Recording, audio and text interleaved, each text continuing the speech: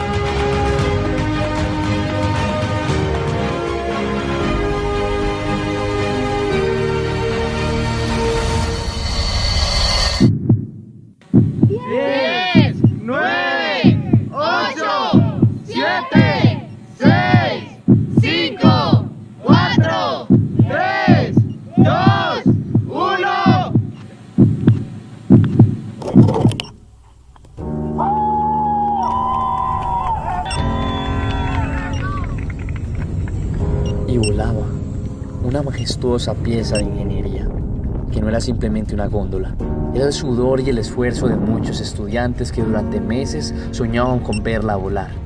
Ella es la representación de la fe de una universidad que cree en los jóvenes. Es la fuerza que nos dan nuestros patrocinadores para ir más allá de lo posible. Es la gratitud de diferentes instituciones que miran a las estrellas y ven a Colombia triunfar entre los grandes.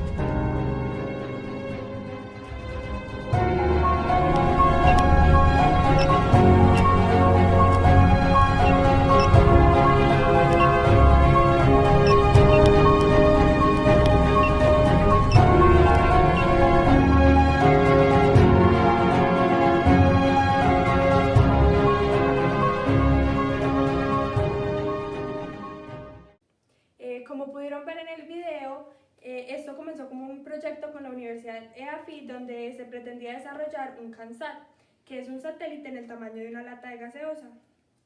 En 2015 se hizo la Simple Cero, que fue el primer módulo. Luego en 2016 fue la primera iteración de este módulo, donde lo pudimos hacer un poquito más compacto a través de Shields y lo lanzamos con un cohete sonda que alcanzó aproximadamente 680 metros. Luego en 2017 vino la Simple 2, que fue un componente mucho más robusto en términos electrónicos y tenía mucho más sensores a bordo, y en este caso alcanzamos los 22.000 metros de altura con un globo de gran altitud. Luego en 2018 tuvimos la Simple 3, que fue la más moderna de toda esta serie de simples, donde teníamos muchísimos más sensores, donde podíamos medir oxígeno, dióxido de carbono, amonio, entre otros materiales de la atmósfera. Logramos llegar a los 18.000 metros de altura y pudimos trabajar con el Departamento de Asuntos Espaciales de la FAC. En esta misión en especial pasaron cosas muy interesantes, como que nosotros estábamos lanzando desde Doradal y en Bogotá lograron escuchar nuestra Simple. Toda la comunicación que hicimos la hicimos a través de radiofrecuencia y fuimos capaces de transmitir imágenes por sondas de radio. Ya finalmente el año pasado, en 2019, toda esta iniciativa investigativa se convirtió en una spin-off de la Universidad de EAFIT. Entonces, ¿qué oportunidad podemos ver con esto? Pues es la creación de una empresa de base tecnológica e innovadora que me permite la implementación de metodologías de diseño que estén centradas en las personas para mejorar y dinamizar su propuesta de valor. Porque ¿qué vimos? Era una propuesta que tenía una parte tecnológica supremamente fuerte, pero no se había desarrollado casi la parte de la propuesta de valor para el usuario. Entonces, ¿cuáles son los objetivos de este proyecto? Entonces, el objetivo general es desarrollar una propuesta de valor que sea diferenciadora y que tenga características estratégicas y que también esté centrada en el usuario para la spin-off Simple Space a través de diferentes metodologías que nos permita tener una propuesta de valor diferenciadora y dinámica. Entonces, ¿cómo vamos a lograr esto? Es a través de 4 objetivos específicos. ¿Y por qué son 4? Bueno, es para complementarlos con la metodología que vamos a utilizar. Entonces, la fase 1 es la fase como de contextualización, donde vamos a utilizar herramientas como el context mapping, el mapa de stakeholders, el empathy map, el customer journey. La fase 2 se trata de entender y categorizar toda esta información y luego poderla pasar a Key Insights y a preguntas how might we, o en español, cómo podríamos nosotros solucionar. La fase 3 es la generación de la propuesta de valor a través de sesiones de co-creación con el equipo de Simple Space. Y finalmente la fase 4 es la implementación de todo este conocimiento en un Business Model Canvas, en un Value Proposition Canvas y en una propuesta de marca preliminar. Entonces, ¿qué metodología utilizamos? Para este proyecto utilizamos la metodología del doble diamante desarrollado por el British Council, que tiene 4 etapas, que entonces hacen alusión a los 4 objetivos específicos, y estas 4 etapas son descubrir, definir, desarrollar y la parte de la entrega. Entonces el primer diamante habla de la contextualización y el segundo diamante habla de la conceptualización y la prueba del concepto. Luego vamos a hablar del cronograma del proyecto. Entonces también, como de mano de la metodología, el cronograma tenía 4 fases con diferentes tiempos cada una, donde tenía diferentes actividades. Por ejemplo, en la fase 1 estaba todo lo que era el tema del mapa de stakeholders, empathy map, customer journey. En la fase 2 era analizar la información, clusterizarla, categorizarla, sacar key insights y hacer las preguntas de cómo podríamos. La fase 3 era toda la creación del material para la sesión de co-creación y la realización de la misma, y ya la fase 4 es la realización del Business Model Canvas, del Value Proposition Canvas y de la propuesta de marca. Sin embargo, a través del proyecto nos dimos cuenta que habíamos asumido cosas que aún la empresa no había mirado, y por eso nos tocó crear una fase 0. Y esta fase 0 habla de lo que era el brief, redefinirlo, hacer un análisis de oportunidad, hacerle un análisis PEST de estas oportunidades, un análisis de competencia y entender más como dónde se podría mover esta spin-off para luego seguir con el resto de las fases que habíamos hablado. Y como se puso esta fase 0, pues todas las otras fases sufrieron cambios en el tiempo. Entonces ahora hablemos de los avances. Primero entonces hablamos de los análisis de oportunidad y empecemos hablando de la oportunidad del tema de calidad del aire. Entonces, primero, como sector político, tenemos que Colombia no conoce verdaderamente cuál es el estado de la calidad del aire, no hay propuestas contundentes de país para este tema y hay demasiadas organizaciones regionales que no están articuladas. Entonces, hay como muchas veces como que las leyes o lo que se propone hacer no se termina haciendo a cabalidad ni de la mejor forma, porque como no hay una articulación es muy difícil que las cosas funcionen. Entonces, en la parte económica tenemos que aproximadamente en el 2017 el 1.9% del PIB nacional se perdió por temas de calidad del aire. También tenemos que, por ejemplo, en 2017 Medellín perdió 2.000 millones de dólares por temas de calidad del aire y tuvo aproximadamente 2.000 muertes. Y finalmente, para el 2060 el Banco Mundial cree que alrededor del 1% del PIB del mundo se va a perder por este tema. Entonces, ahora en la parte social vemos que somos una sociedad demasiado reactiva y no somos una sociedad preventiva. Y eso ha generado pues problemas al momento de aplicar las políticas públicas, porque eso también genera un resentimiento en los ciudadanos que no están de acuerdo en cómo se están haciendo estas políticas. En la parte tecnológica tenemos que hay una barrera para poder vender la información que se obtiene a través de sensores, porque el IDEAM solo permite la venta de esta información si son sensores que han sido avalados internacionalmente, y los sensores low cost, que son los que nosotros utilizamos, no son certificados.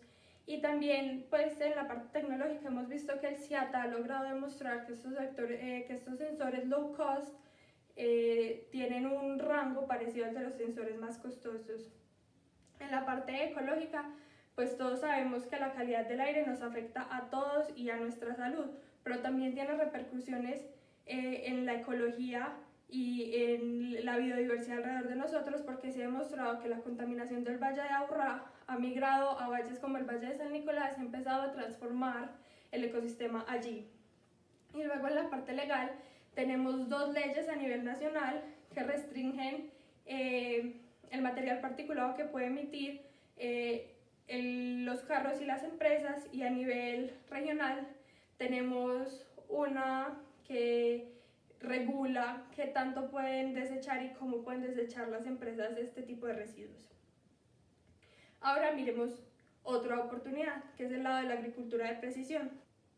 En la parte política podemos ver que Colombia le ha invertido en los últimos años muchísimo a este sector de la economía y que tiene muchas organizaciones que están trabajando en conjunto para poder dinamizar este sector y hacerlo muchísimo más competitivo, tanto a nivel nacional como internacional.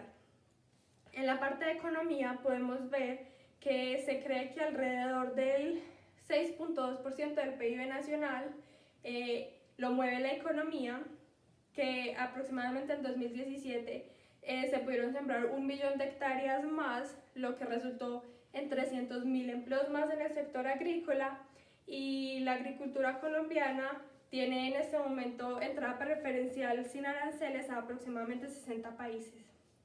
Desde la parte social vemos que aproximadamente el 20% de la población es considerada rural, es alrededor de 11 millones de personas. Aparte de eso, en la parte social, el sector agricultor fue capaz de sacar a 1.6 millones de personas de la pobreza, y el sector agricultura ha sido supremamente importante en el momento que estamos viviendo como país, que es el posconflicto, porque la agricultura ha ayudado a empezar a volver a tejer la tela de país y de sociedad después del posconflicto. Desde la parte tecnológica podemos ver que alrededor de 111 nuevas tecnologías que se han logrado implementar en el campo gracias a una entidad como lo es Corpoica, o como se conoce en este momento, que es Agrosavia. También podemos ver que una tendencia mundial es el IoT o el Internet de las Cosas, pero este requiere Wi-Fi. Y cuando lo traemos a un contexto nacional, podemos ver que Colombia no es un país hiperconectado, que tiene sectores muy remotos donde no existe el Wi-Fi, y finalmente tenemos una mega tendencia mundial que dice que la información o los datos son el nuevo petróleo. Desde la parte ecológica, muchas personas creen que la agricultura no tiene impactos ecológicos, pero esto no es así. Los residuos agrícolas vienen de los pesticidas, de los abonos y de las herramientas que no se disponen correctamente. Y por ejemplo, en el 2018 la ONU dijo que todos los residuos agrícolas eran un gran problema para el agua del planeta.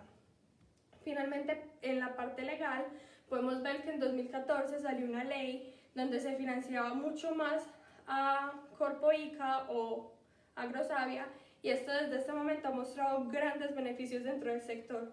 Y también en la parte legal podemos ver que los predios rurales tienden a tener menos impuestos o impuestos menos costosos que otro tipo de predios. Entonces, ¿cuáles son los pros y los contras de este sector para poder escoger uno en el que nos podamos enfocar? Entonces, en la calidad del aire vemos que es un sector que, aunque tiene un boom mundial, aquí en Colombia todavía no lo conocemos y no lo entendemos. A las personas nos falta mucha sensibilización al respecto y tenemos una mirada muy negativa hacia este problema.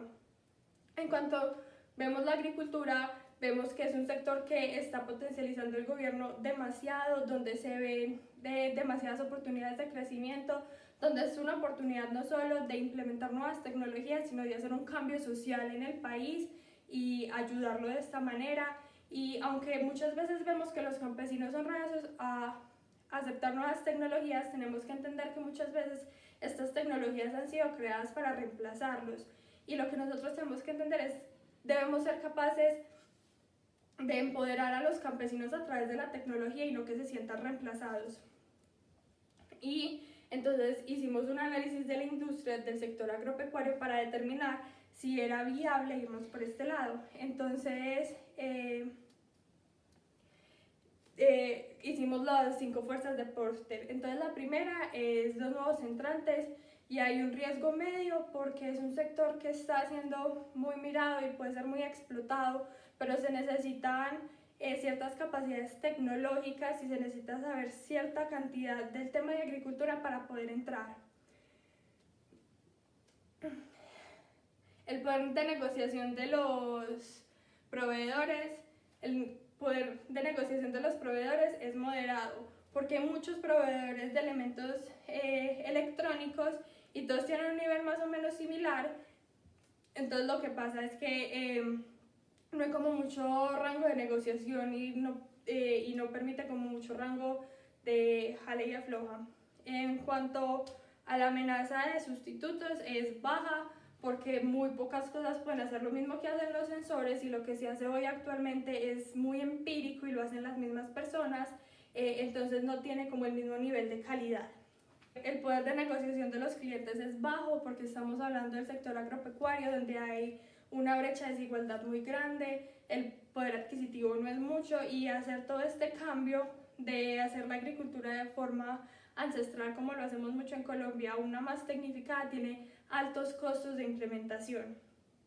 Y finalmente la rivalidad entre competidores es muy alta porque es un sector que se está viendo muy apetecido, las personas están viendo el potencial que tiene, y a medida que las personas y las empresas vayan creando un nombre dentro de este sector, la competencia y la agresividad de los competidores va a crecer cada vez más. Entonces ahora es tiempo de hablar un poquito más del usuario. Entonces, como usuarios potenciales encontré dos: un campesino y otro es un terrateniente, y ellos pueden tener cosas similares y muy diferentes, pero en general sienten que el éxito se ve reflejado o se siente cuando la producción es rentable, cuando hay muy poquitas pérdidas y cuando hay muy poquito producto de segunda. En cuanto a lo que hacen, tienen cosas diferentes, pero en lo parte similar es que tienen que monitorear el cultivo, lo tienen que sembrar y lo tienen que mantener, y esto requiere una serie de actividades que les permitan tener el conocimiento suficiente para realizarlo. En cuanto a lo que dicen,